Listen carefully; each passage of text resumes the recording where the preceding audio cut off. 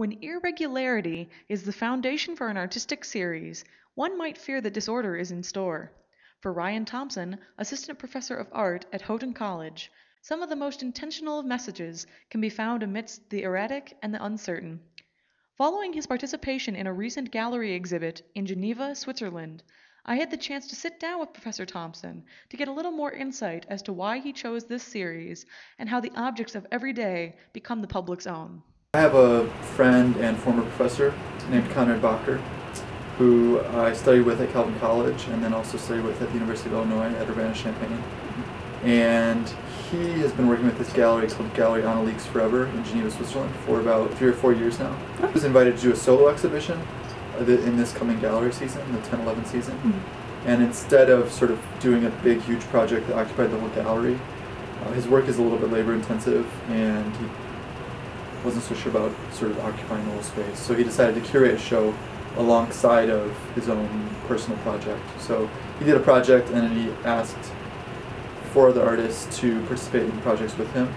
And he came up with the concept of the show called Public Things and invited us all to do projects, and it developed from there. So I had a piece in my MFA show when I graduated at the University of Illinois that was called Glacial Erratic Monuments, and it was basically these stereo animations of glacial erratics, which are these boulders that are carried by glaciers and deposited really far from where they start. So they're defined basically by the fact that they're of a different mineral makeup than the rocks in the area, and also that they have traveled a really long distance. Ryan's art is never a one-fold idea.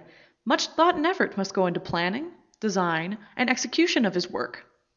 I was really fascinated at trying to better understand and even maybe depict that history of the place, to understand geologic time or glacial time, these processes that have unfolded over thousands if not millions of years. So it started there, and then I learned about these glacial erratics and I started seeing them everywhere, and then once you become aware of them, they're everywhere and you just can't miss them. But I was simultaneously working on GIFs that wiggle back and forth, or these animations, these stereographic or stereo animations, just because of the fascination with that technology.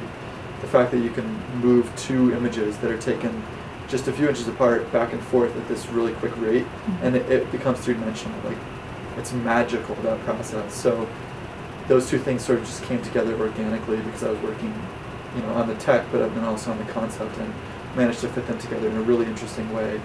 There's plenty of people who have influenced me. I've been a really big fan of Paul Pfeiffer's work for a long time. Elena Halperin is someone who's been doing a lot of work with land masses and new earth forms and glaciers and things like that. And there's people like, who I've been really formally connected to, like Felix Gonzalez Torres or Gabriel Orozco.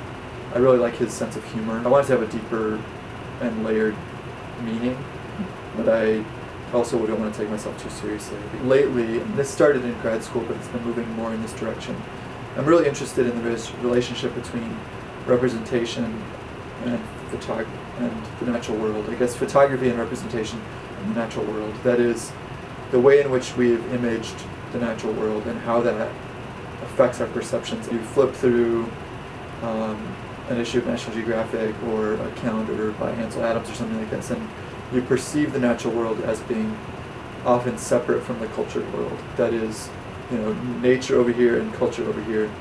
But the fact of the matter is, like, the 2 have never been so intertwined, and it's a really messy relationship that we're in right now. And I think it's really important to sort of sort out how representation functions in relationship to the environment. So a lot of my practice is starting to look at the ways in which those 2 things intermingle and how we might look at them critically to better understand the natural world and also to better understand the role of representation in that whole process. So I think this project has some elements of that in there, but there's other projects that probably relate to that a lot more directly. So.